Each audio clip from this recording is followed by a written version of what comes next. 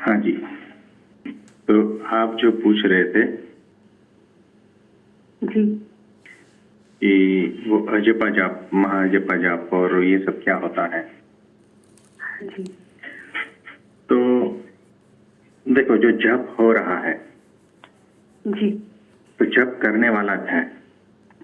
हम्म तो जब जप करने वाला हट जाता है और सिर्फ जप होता रहता है हम्म तो अजप अजप। हम्म लेकिन इसमें क्या है कि वो फिर मशीन ऑटो मोड पे चली गई। जी जैसे हमारा जो हार्ट है वो ऑटो मोड में ही है ना, हाँ जी सर हम उसकी ओर ध्यान नहीं दे रहे हैं। जी ठीक है, हमारी जो है आंखें पलक झपकती है, जी हमारे पेट में जो है खाना पच रहा है, वो सब ऑटो मोड पे ही है। हाँ जी सर वैसे ही हमारा जो मन है वो भी ऑटो मोड पे ही है। किसी ने कुछ बोल दिया तो गुस्सा हो जाता है। जी तो ये सब कुछ हमारे भीतर ऑटो मोड पे ही चल रहा है ऑलरेडी, इतनी सारी चीजें, और हम उसमें एक झप और ऐड कर देते हैं, वो भी ऑटो मोड पे। तो ऐसी कितनी सारी चीजों को हम ऑटो मोड पे हमारे भीतर इकट्ठी करते रहेंगे और इसका तो हमें कुछ होश ही नहीं है। तो ये होश पूर्वक हो तो ठीक है, लेकिन इसका फिर कुछ फायदा नहीं होता है।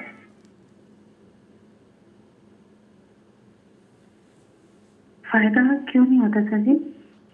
क्योंकि हमें होश नहीं है, वो बेहोशी में चला जा रहा है इसलिए। हाँ जी, हम तो बेहोश हो जाते हैं ना, जब चलता रहता है हम बेहोश हो जाते हैं। जी जी तो सबसे इम्पोर्टेंट चीज जो है ना वो होश है, वो झप नहीं है। आप देखो, माला जपते रहते हैं, विचार अनंत चलते रहते हैं और हम बेहोश है, मशीन की तरह हाथ माला फिरते हैं। हम मंदिर जाते हैं, पूजा आरती जो भी कुछ हो रहा है बस हो रहा है, हम बेहोश हैं। तो होश पूर्वक कोई क्रिया हो नहीं रही है। तो जब होश पूर्वक कोई भी क्रिया नहीं हो रही है वो पाप बन जाती है। या तो आप नाम जप करो, माला फेरो, मंदिर जाओ, ध्यान करो, कुछ भी कर लो।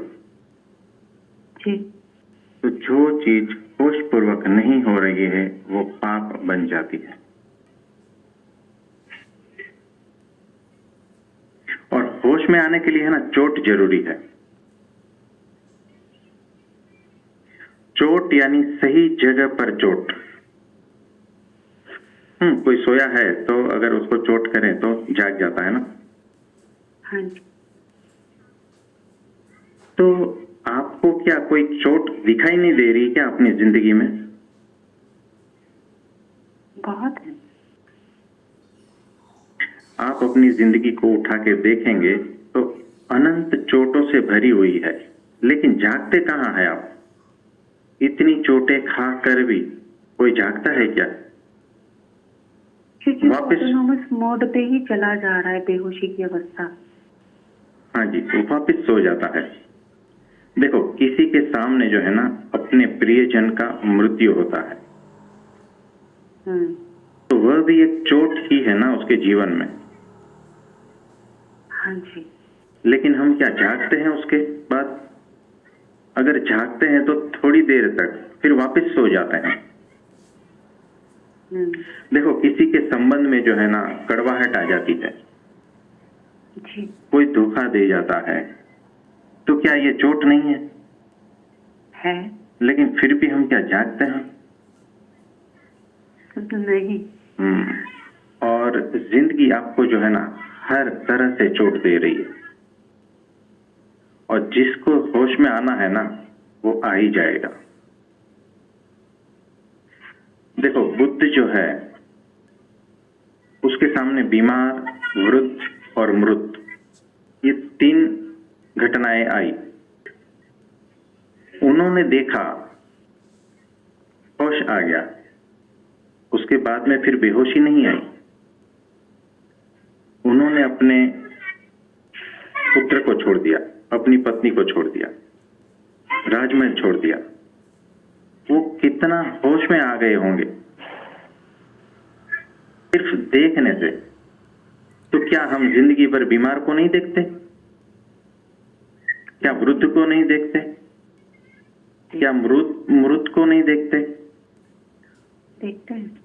फिर भी जो है हम जागते नहीं है, और अगर जागते भी हैं तो वापस सो जाते हैं, वापस बेहोशी की अवस्था में घेर लेती है।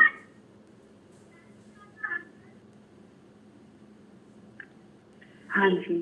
तो जो हर घटनाओं को जो है जीवन में घटित हो रही है, अपने जीवन में या दूसरों के जीवन में, तो ये सभी घटनाओं को होशपूर्वक देखना है। ये हमारे जीवन की चोट हो या दूसरों के जीवन की चोट हो, सिर्फ देखने से जो है ना, हम जब होश में आते हैं तो फिर उस होश को कायम रखना है। जी। तो जो भी घटनाएं घटती है उसे तटस्थता पूर्वक देखना है। यही होश की विधि है।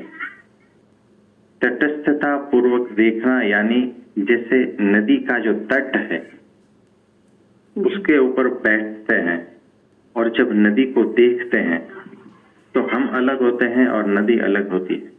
इस तरह से घटनाओं को देखना, न तटस्थता पूर्वक यानी कि न उसके जो है फेवर में, न हमारे फेवर में, निष्पक्ष होके कहीं पर भी लिप्त हुए बिना होशपूर्वक चीजों को देखना है, घटनाओं को देखना है। और होश में आने से तुम डरते क्यों हो पता है? क्योंकि होश का जो चेहरा है ना वो बहुत भयानक है। ये होश जो है ना तुम्हारे अहंकार के लिए बहुत ही बड़ा खतरा है, और अहंकार कभी मरना नहीं चाहता। और जिस दिन आप होश में आएंगे ना तो अहंकार मरने लगता है। इसीलिए जो है ना अहंकार हमें सुला देगा, हमें तरह तरह के बहाने बताकर, तर्क देकर, दलील देकर हमें सुला देता है, ताकि अगर हम जागे ना तो उसके लिए बड़ा खतरा